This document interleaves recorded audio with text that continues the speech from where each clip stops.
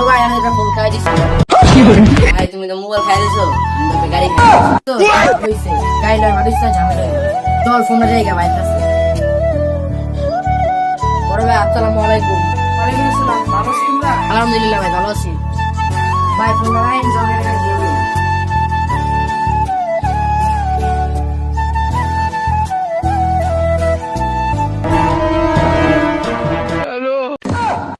ওই চাঁদা দে না না তো চাঙ্গা দিতেছে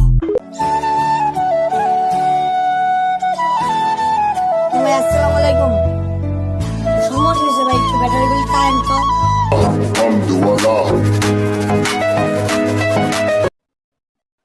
না ছোড়ো কি হইছে খারাপ হইছে কি হইছে রে